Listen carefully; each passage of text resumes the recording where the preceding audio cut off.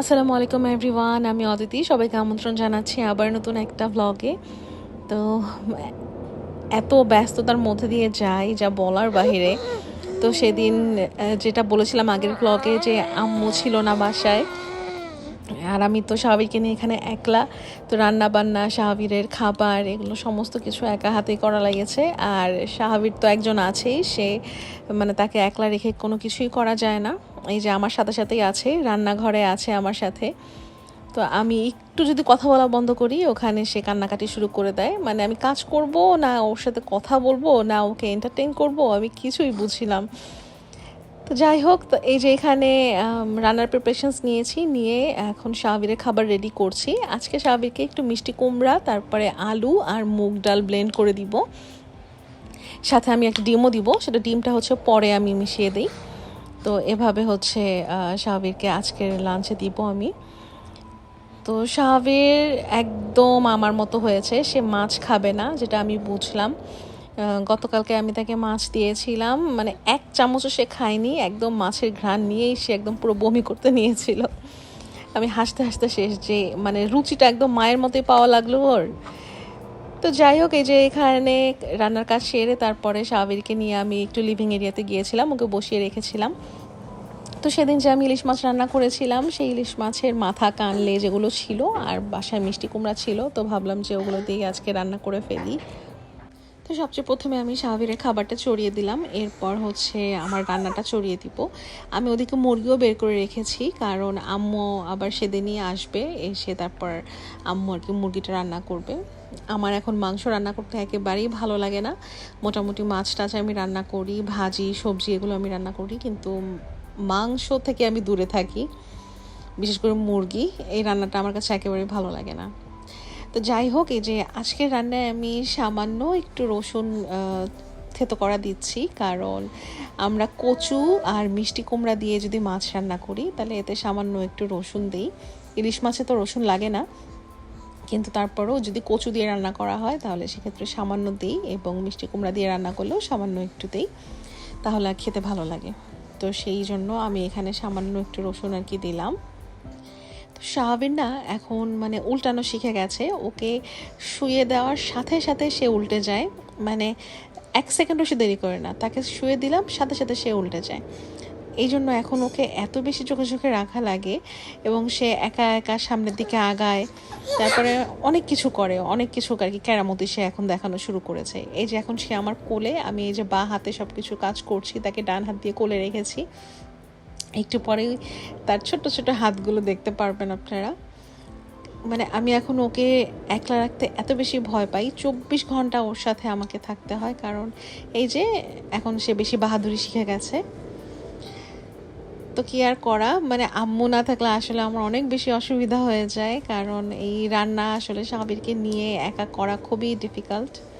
আম্মু থাকলে দেখা যায় যে আম্মুর কাছে সাবিরকে রেখে আমি কিছু করলাম বা আম্মুই করে নিল, এরকম হয়ে যায়।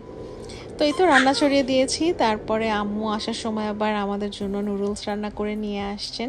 এই নুডলসটা আমার খুবই পছন্দ। আম্মু চিকেন, তারপরে বিভিন্ন ধরনের ভেজিটেবলস দিয়ে এটাকে রান্না করে, আমার হাজব্যান্ডের খুবই প্রিয়, যার জন্য আম্মু বাসা থেকে এটা রান্না করে নিয়ে আসছে। আর আমার বর আসার পথে, আমার বরের আবার প্রন টেম্পুরা খুবই পছন্দ, তো সে ওই সুপার শপ থেকে এই শ্রিম টেম্পুরা নিয়ে আসছে। রোজার খাবার কিন্তু অনেক ভালো, যে কয়টা আইটেম আমি ট্রাই করেছিলাম অনেক ভালো, কিন্তু এই খাবারটা খুবই বাজে ছিল। মানে কি দিয়ে যে কি বানিয়ে রেখেছিল আল্লাহই জানে। আমার বর বলে যে আমি রেস্টুরেন্টের যেগুলো খাই সেগুলোর কি টেস্ট, আর এগুলো এরকম কেন। তো এটা কিনে সম্পূর্ণ টাকা নষ্ট।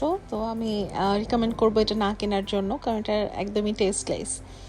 তো যাই হোক, এটা হচ্ছে শাহাবিরের ছোটোবেলার সব কাপড় চোপড়। আমি অনেকদিন ধরে ভাবছিলাম যে এগুলো তুলে রাখবো, তো হচ্ছিলই না। তো বর সেদিন বাসায় ছিল, তাকে বললাম যে সুটকেস বের করে দাও, এগুলো আমি তুলে রাখবো। তো আপাতত সব কিছু বাছাই করে সুটকেসের মধ্যে রাখা হয়েছে, তো এগুলোকে এখনও মানে গুছিয়ে দেন হচ্ছে আমি রেখে দিব।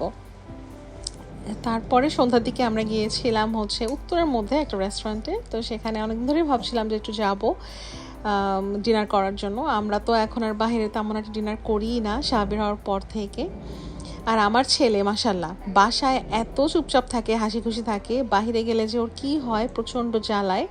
ও না সব কিছুতে তার আরাম খুঁজে, মানে ওর বিছানা খুঁজে, আরাম খুঁজে, মানে কি যে চায় ও। বাসাতেও যে পরিমাণ কমফোর্টেবল সেটা বাহিরেও থাকে না, যার জন্য আমরাও আসলে ওকে নিয়ে বাহিরে বেশি একটা যাওয়াও মানে প্রেফার করি না, কারণ ও জ্বালায়। আর এই যে সে তার বাবাকে এখানে আদর করছে, চুমু দিচ্ছে, মাশাআল্লাহ মাশাআল্লাহ। এই যে আমার ছেলে কথা বলে পাশে, বলে বাবা বাবা, এটা নতুন শিখেছে। তো যাই হোক, এই রেস্টুরেন্টের খাবারও আমাদের কাছে ভালোই লেগেছিল, তবে একটা জিনিস মানে একটু আমাদের অড লেগেছে, সেটা হচ্ছে আমরা এখানে বিফ গ্রিন কারিটা অর্ডার করেছিলাম, তো তাদের শেফ চিকেন কারি রান্না করে নিয়েছে। এখন তারা আমাদের কাছে এসে জিজ্ঞেস করছে যে আমরা কি চিকেনটা খাবো কিনা। মানে এই জিনিসটা কেনই বা, মানে এত আনপ্রফেশনাল কেনই বা তারা হবে, তাই না? যে আমরা অর্ডার করেছি একটা, তারা ভুল করে রান্না করেছে আরেকটা, আবার ওটাই আমাদের অফার করতে চাচ্ছে। তো এই জিনিসটা আমার কাছে বেশি ভালো লাগেনি, আদারওয়াইজ ফুড ভালোই ছিল। আর আরেকটা জিনিস আমার কাছে খারাপ লেগেছে, এখানে না বেবিদের জন্য হাই চেয়ার আছে, আমার বাবুর জন্য বাসায় যেরকম হাই চেয়ার নিয়েছি ওরকমই। তো দেখে ভালোই লাগলো যে সাবির তো ওখানে বসে অভ্যস্ত, তাহলে ওর জন্য ওটা নেই। কিন্তু দেখলাম এত ময়লা, একদম অপরিষ্কার। তো সাবির বারবার হাত দিচ্ছিল, মুখ দিচ্ছিল, যার জন্য আমার কাছে মানে ওখানে আমি আর ওকে বসাইনি, তুলে ফেলেছিলাম। তো একটা হাই চেয়ার আপনি যদি রাখেন তাহলে সেটার মধ্যে যদি এরকম নোংরা থাকে, বিশেষ করে বাচ্চাদের জিনিস, তাহলে কিভাবে হয়? তো যাই হোক, ওদের কথা পরে আর কি বলবো। এটা হচ্ছে তারও পরদিনের ভিডিও। এখানে আমাদের আজান বাবার 6 মাস পূর্ণ হয়েছে, মাশাআল্লাহ আলহামদুলিল্লাহ। তো বাবুর জন্য একটা অনুষ্ঠান হচ্ছে এখানে। তা মো আপু আমাকে ডেকেছিল, আমি মো আপু যখনই কোনো প্রোগ্রাম হয় আপু আমাকে সবসময় ইনভাইট করে, কিন্তু আমি কোনো না কোনো কারণে হয়তো বা আমাদের যাওয়াই হয় না। তো আজকে মানে যখন আপু সেদিন আমাকে বললো, তো আমি ভেবেছি যে না, যাবই এবার ইনশাআল্লাহ। আর কোনো রকম কোনো ঝামেলা যেন না হয়, আল্লাহর কাছে সেটাই বলছিলাম। তারপরে এই যে আমি আর আম্মু শাবিরকে নিয়ে চলে আসছি। তো শাবির আর আজান হচ্ছে 1 মাস 10 দিনের ছোট বড়। আমার না মাঝে মধ্যে চিন্তা করলে খুব অবাক লাগে যে আমি যখন এখানে আসি তখন আপুর সাথে আমার প্রথম পরিচয়, আমরা 2 বান্ধবী একলা ছিলাম। এরপর আল্লাহ পাক আমাদের দুজনকেই একত্রেই এত সুন্দর একটা, মানে আল্লাহর তরফ থেকে এত বড় একটা নিয়ামত দিয়েছেন আল্লাহ, আলহামদুলিল্লাহ, শুকর আলহামদুলিল্লাহ। তো এখন যখন আমরা 1-2 বছর আগের ছবিগুলো আমরা দেখি যে আমরা একা ছিলাম, আর এখন দেখি আমরা আমাদের বাবুদের নিয়ে আছি, মাশাআল্লাহ স্বপ্নের মতো লাগে, একদম মনে হয় যেন কোনো একটা সুন্দর একটা মিরাকেল হয়ে গেছে, যেটা আমি আসলে ডিসক্রাইব করতে পারবো না। তো যাই হোক, এই যে আস্তে আস্তে সব গেস্ট চলে আসছে, আজান বাবার মুখে খাবার দেয়া হচ্ছে, এই যে এখানে আম্মুও দিল। আর এরপরে হচ্ছে আমি শাবিরকে নিয়ে তারপরে আমি একটু খাইয়ে দিলাম।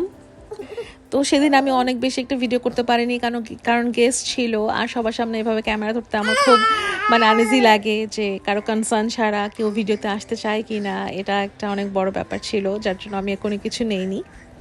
তো এনিওয়েজ, আজকের ব্লগে পর্যন্তই ছিল। ব্লগ যদি ভালো লেগে থাকে like, comment, share and subscribe করে দিতে পারেন। দেখা হবে ইনশাআল্লাহ নেক্সট ব্লগে। টিল দেন টেক কেয়ার, আল্লাহ হাফেজ।